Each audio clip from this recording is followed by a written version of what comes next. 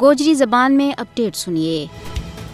بھارت کے زیر تسلط جموں کشمیر میں غاصب فوج نے لوکانہ ڈران اور تمکان واسطے جعلی جڑپاں چھاپاں محاصرہ اور قتل و غارت گری کو سلسلہ مجھ زیادہ بداش چھڑے ہوئے ہیں۔ کشتواڑ، ڈوڈا، رام بان، رجوری، پونچھ، اودھمپور، ریاسی، کٹھوا اور جموں نہ پچھلا 13 دنوں میں غاصب فوج نے خاص طور پر نشانہ بنایا ہے۔ عادت یہ ہے کہ غاصب فوج نے صرف رجوری ضلع میں 5 جگہ پر چھاپا ماریا ہے۔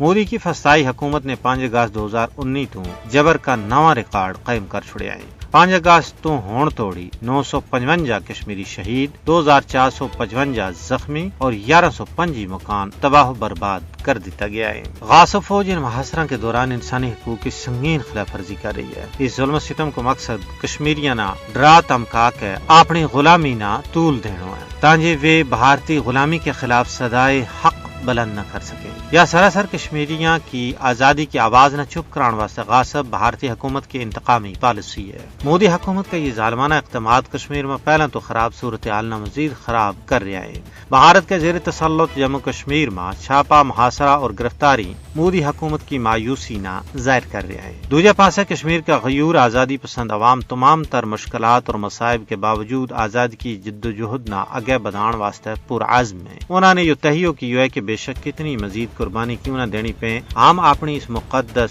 جدوجہد نہ منطقی انجام توڑی پہنچاواں گا۔ تجزیہ نگاران کو کہنا ہے کہ بھارتی غاصب حکومت کشمیر میں ظلم، جبر اور قید و بند کے ذریعے کسی بھی صورت میں کامیاب نہیں ہو سکتا ہے، کیونکہ تاریخ گواہ ہے کہ ظلم و ستم کے ذریعے آج تک دنیا میں قائد تحریک بھی دبائی نہیں جا سکی۔